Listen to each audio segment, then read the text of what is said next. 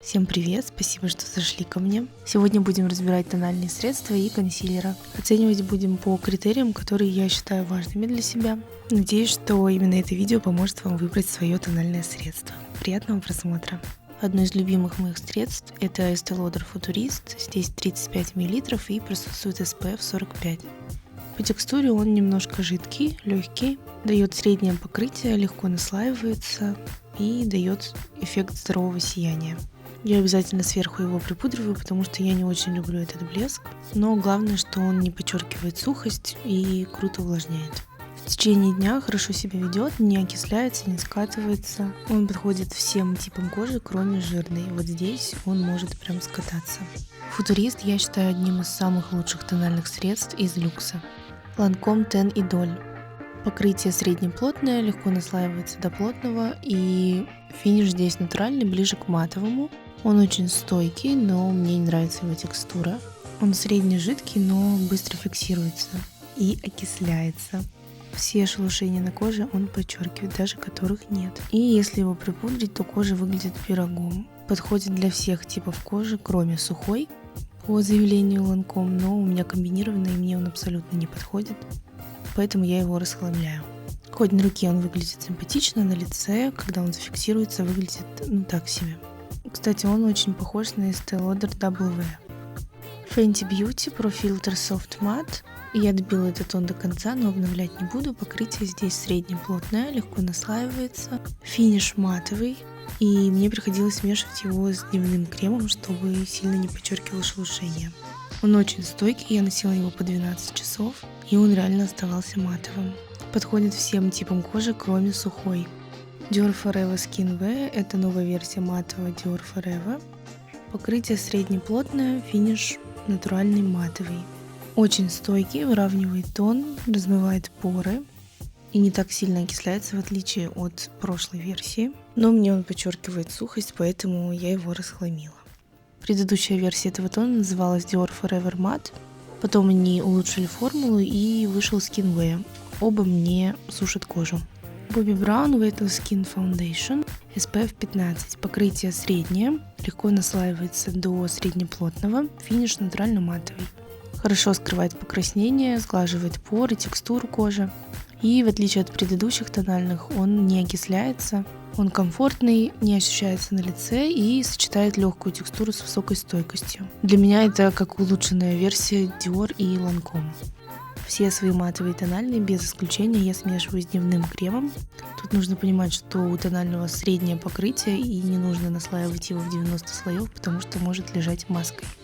Hourglass Soft Glow Foundation. Вот он вызывает у меня какие-то смешанные чувства, несмотря на то, что финиш здесь натуральный сатиновый с легким сиянием. Этот тон на мне лежит, как будто он матовый.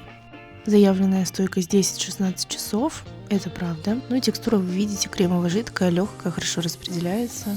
У меня кожа комбинированная, и некоторые сухие участки он очень сильно подчеркивает, не знаю, в чем дело.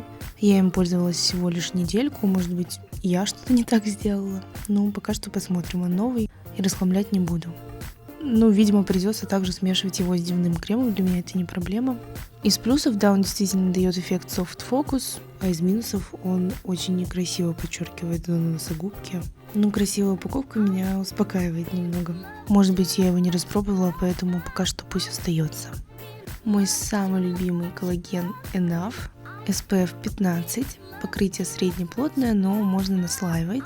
Финиш тут самый лучший, натуральный и сияющий. Стойкость от 6 до 10 часов. Текстура тут кремовая, немножко густоватая. Он не окисляется, выравнивает тон, скрывает все покраснения, сглаживает текстуру, придает эффект увлажненной кожи. Он на рынке уже 8 лет, и все 8 лет я им пользуюсь. Футурист, кстати, на рынке около 7 лет. Они оба подходят всем типам кожи, кроме жирной. Жирной подходит, просто нужно аккуратненько его наносить в тоненький слой, припудривать там и так далее. Коллаген более густой, чем футурист, и чуть-чуть больше увлажняет. Я его люблю всем сердцем и продолжу любить дальше. Он у меня вообще на все случаи жизни, даже после загара, когда кожа шелушится, потрясный тон. И когда мне нужно супер плотное прикрытие, я тоже пользуюсь им, только немного больше припудриваю. В общем, этот тон навсегда в моей косметичке, и я надеюсь, что его не снимут с производства. Единственный недостаток: здесь всего лишь 3 оттенка, это 16, 21 и 23. У меня 21.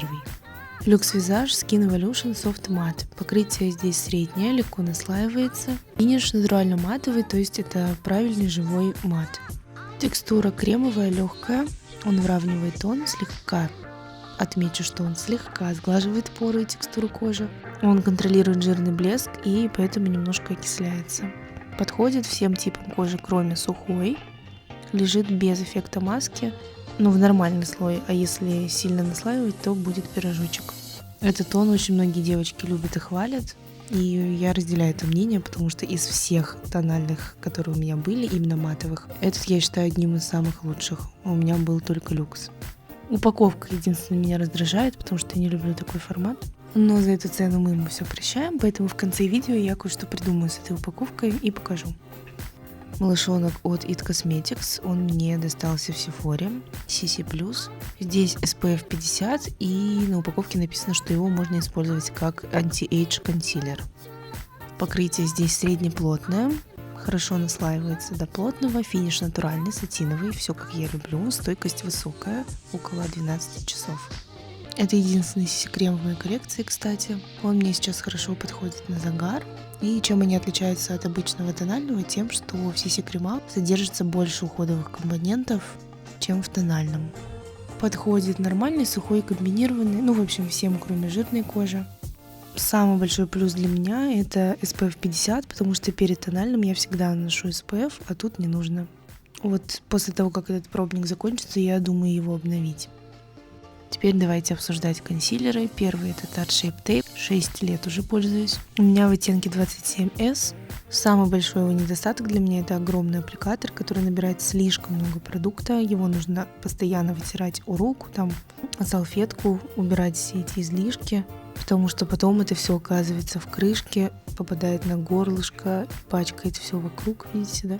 В общем, расход у него высокий только из-за огроменной жульки. А куда мне столько продукта на один раз, я вот тоже не понимаю. Давайте перейдем к характеристикам. Покрытие здесь очень плотное, финиш натурально матовый, немножко подсушивает на сухой коже. Стойкость 12-16 часов, текстура кремовая, плотная. Он перекрывает просто все, главное подобрать правильный оттенок. В течение дня он хорошо себя ведет, не скатывается. Всем, кроме сухой кожи, он отлично подходит. Что эта баночка, что прошлая, у меня начали окисляться спустя 3 месяца после того, как я их открыла. И в этом году я поняла, что это моя последняя баночка, больше я его обновлять не буду. Потому что я распробовала кремовую версию, она мне нравится гораздо больше. Пожалуйста, обратите внимание, насколько классическая версия сильно окислилась, хотя это один и тот же оттенок. Покрытие плотное, легко наслаивается, финиш натуральный, слегка сияющий. В кремовой версии стойкость 10-12 часов, а в классической 12-16, но для меня это не принципиально.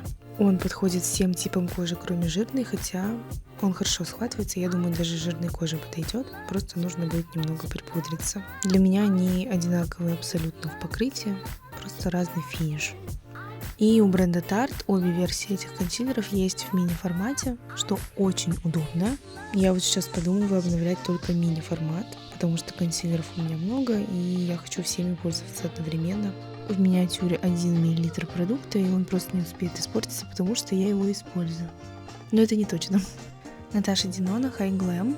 Покрытие среднеплотное, легко наслаивается, финиш натуральный, немножко сияющий. Стойкость 10-12 часов, текстура кремовая, легкая. Он не подчеркивает текстуру, не окисляется, не скатывается. Подходит всем типам кожи, но на жирной может немножко скататься.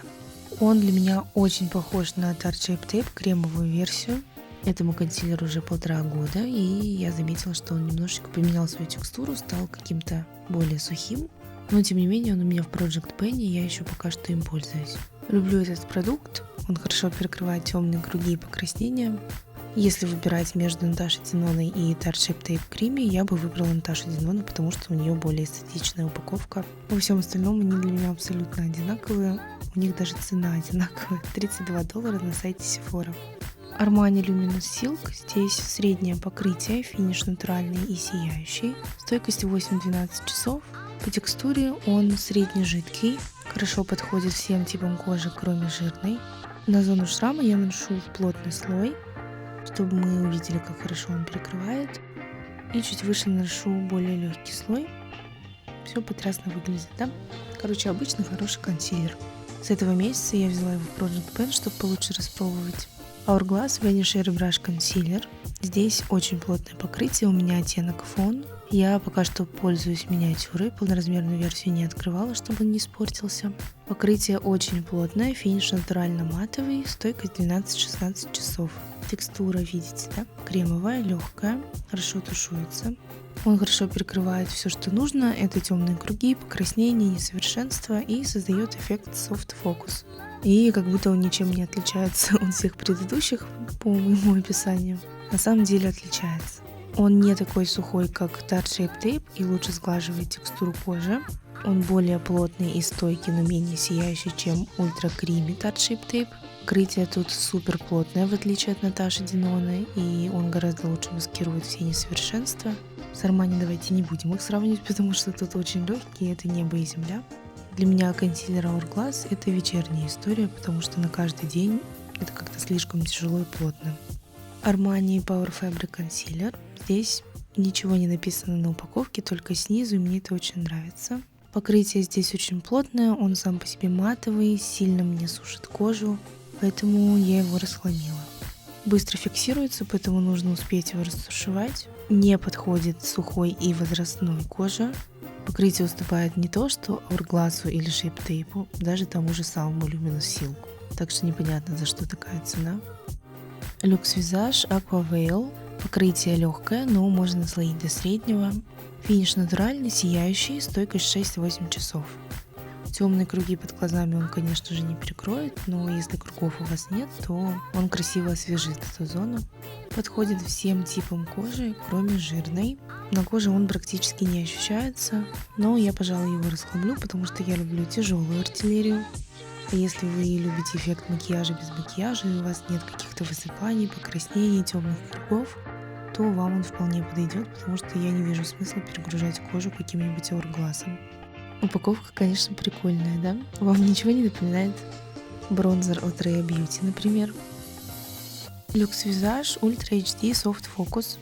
Покрытие среднеплотное, финиш натурально матовый. Стойкость 8-10 часов. Несмотря на то, что он легкий, он хорошо перекрывает мои круги под глазами и покраснения. Сухость не подчеркивает, хотя он матовый. Я не люблю матовые тональные, но матовые консилеры я просто обожаю. Это классный матовый бюджетный консилер на каждый день, поэтому я его ставлю. Подведем итоги. К сожалению, Estee Lauder Futurist покидает мою коллекцию, потому что ему, оказывается, уже 2 года. Мне страшно, но его я обожаю и обновлю. Без сожаления расхламляю Lancome и Dior, Armani консилер Power Fabric и Luxe Visage Aqua Veil. Если бы мне пришлось выбрать один тональный крем до конца жизни, я бы без раздумий выбрала коллаген и NAF. Я постоянно покупаю разные тональные основы и всегда возвращаюсь к коллагену. Мне даже возвращаться не надо, он всегда у меня есть. Ну а в консилерах у меня такой преданности нет. Мне нравится и Наташа, и Shape Tape Creamy, и Hourglass, и Armani, так что тут я выбирать не стану. Давайте перейдем к не менее интересной части. Будем преобразовывать мои ненавистные упаковки. Я не стану пользоваться Skin Evolution в таком виде, поэтому я перемещаю его в Fenty. А вот коллагеном я пользуюсь каждый день, и мне неудобно пользоваться этой банкой, поэтому я переливаю тон в баночку от праймера Hourglass. Ну, для начала я все тщательно протираю, все, что есть снаружи, и потом перехожу к внутренней части. Беру влажную салфетку и пушер, прокручиваю его, пока салфетка не соберет все, что осталось на стенках. Самая моя нелюбимая часть – это крышечка от дозатора. Ее можно также почистить салфеткой.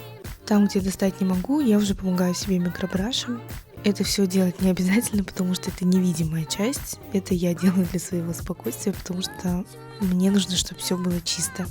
Это все можно сделать водой, мицелляркой и так далее, но для меня самый чистый способ – это влажные салфетки и пушер. Вы делаете, как вам удобно. Вот эта бутылочка от праймера Hourglass досталась мне бесплатно с заказа от Sephora. А бутылек Fenty мне не особо нравится, но это гораздо лучше, чем упаковка Luxe Visage. я реально даже не буду пользоваться Люкс Визаж из-за упаковки. Он стоит вверх ногами, и все это вытекает из крышки. Я видела, как это выглядит у других людей, так что нет. Выкидывать хорошее средство только из упаковки было бы странно, поэтому вопрос с упаковкой я решаю сама. Видео подходит к концу. Тональных средств у меня не так много, как пудр, но в любом случае я надеюсь, что хоть как-то вам помогла выбрать свое средство, понять, на какие критерии обращать внимание. Пишите, что думаете. Спасибо за просмотр. Пока!